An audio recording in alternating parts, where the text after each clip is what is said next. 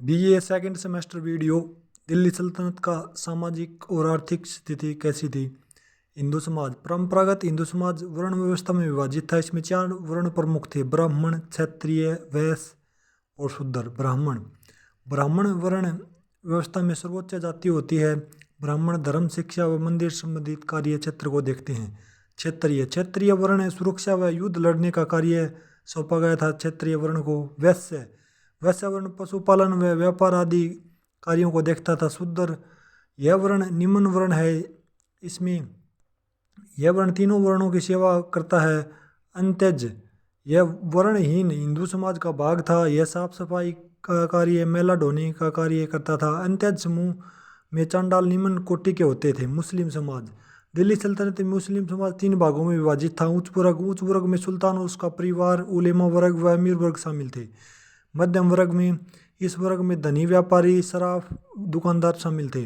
निम्न वर्ग में दास, कारीगर, किसान, नौकर चाकर आदि शामिल थे। दिल्ली सल्तनत एक मुस्लिम राज्य था। दिल्ली सल्तनत की सामाजिक स्थिति। दिल्ली सल्तनत एक मुस्लिम राज्य था। इस समाज की स्थिति का विवरण निम्नलिखित है। महिलाओं की स्थिति क्या थी। दिल्ली सल्तनत में महिलाओं की स्थिति अच्छी नहीं थी, परंतु इसका एक अपवाद रजिया सुल्तान है, जो 1236 से लेकर 1240 तक दिल्ली की सुल्तान बनी। दिल्ली सल्तनत के टाइम पीरियड में बहु विवाह का प्रचलन था। बाल विवाह हिंदू और मुसलमान दोनों वर्गों में प्रचलित था। दहेज प्रथा जैसी कुरीतियाँ भी प्रचलित थी। दास व दासियाँ। मुसलमान व हिंदू दोनों वर्गों में दास प्रथा प्रचलित थी। मुसलमान समाज 2 तरह के दास थे मुस्लिम समाज में। एक था बंदा, जो शाही दास होता था। एक है बुर्दा, जो सामान्य दास होता था। दासियों को घरेलू कार्य के लिए नियुक्त किया जाता था। शिक्षा।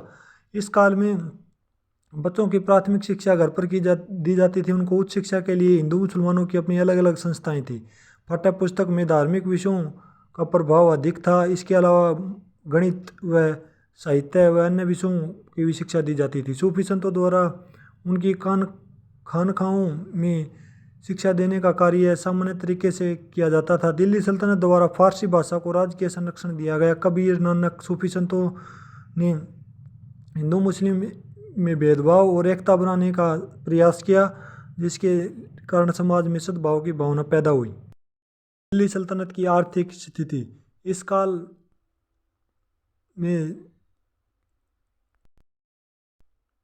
का जीवन कृषि पर आधारित या निर्भर था। इस काल में कृषि के साथ साथ नगरों का पुनरुत्थान भी शुरू हो चुका था। इस मध्यकाल में भारत को सोने की चिड़िया कहा जाता था। धन के लालच में विदेशी आक्रमणकारियों ने भारत पर आक्रमण किया। मंगोलों के आक्रमण के कारण भारत के नगरों की दिशा दयनीय हो गई, क्योंकि मंगोल पूरी तरह से तबाह करते थे। जिस शहर पर भी आक्रमण करते थे, जिस नगर या गांव पर भी। तुर्कों द्वारा नई तकनीक का प्रयोग किया गया इकोनॉमिक रिफॉर्म्स के लिए। पहली तकनीक है इसमें मिफ्तवाह, जो हल की तकनीक थी। और सिंचाई के लिए ईरानी रहट का प्रयोग किया गया। पवन शक्ति का उपयोग किया गया। सूत काटने के लिए चरखों व धनुक का उपयोग किया गया। धातु शिल्प में परिवर्तन किया गया। कलई बर्तन के उपयोग, टीन की परत लगाना स्टार्ट किया गया। कागज निर्माण व जिल्दसाजी की तकनीक का प्रयोग करते थे उस समय। जहाज रानी के क्षेत्र में दिशा सूचक यंत्र का प्रयोग हुआ। शीशे का उत्पादन की तकनीक में वृद्धि हुई। आसवन तकनीक डेवलप हुई। उद्योग। दिल्ली सल्तनत काल में। इस काल में हस्तशिल्प आधारित उद्योगों का विकास हुआ। वस्त्र उद्योगों को उन्नत बनाने के लिए चरखों का प्रयोग किया जाता था। इस काल में सूती वस्त्र व उच्च कोटि का मलमल का उत्पादन किया जाता था। पटोला वस्त्र व रेशमी वस्त्र गुजरात से तैयार किए जाते थे। कागज निर्माण की तकनीक व रंगाई उद्योग का विकास हुआ। धातु उद्योग व चर्म उद्योग का विकास व्यापक स्तर पर हुआ। वस्त्र उद्योग व मिट्टी के बर्तनों का उत्पादन अधिक होता था। नील व अन्य प्राकृतिक रंजकों का प्रयोग किया जाता था। कृषि। भारत उस समय कृषि प्रधान देश था।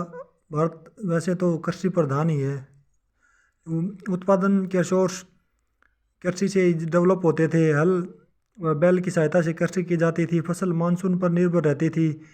किसान कृषि उत्पादन का बड़ा भाग भूमि कर के रूप में सुल्तान को देता था। कृषि के साथ किसान पशुपालन भी करता था। व्यापार। इब्न बतूता के अनुसार दिल्ली में साधारण कपड़ा अवध से तथा पान मालवा से प्राप्त होता था। मुल्तान में शक्कर दिल्ली व लाहौर से प्राप्त होती थी तथा घी हरियाणा के सिरसा से मिलता था। बर्नी के अनुसार दिल्ली में शराब कोल और मेरठ से आती थी। मलमल, देवगिरी से व अन्य कपड़ा लखनौती से आता था। भारत निर्यात करने वाली वस्तुएं जो निर्यात करता था उसमें कपड़ा, नील, मसाले और चंदन की लकड़ी, लोहा आदि। और आयात करता था अरबी घोड़े, दास, शीशा, गुलाब जल, केवड़ा, केसर, अफीम आदि प्रमुख थे। That's it's for video.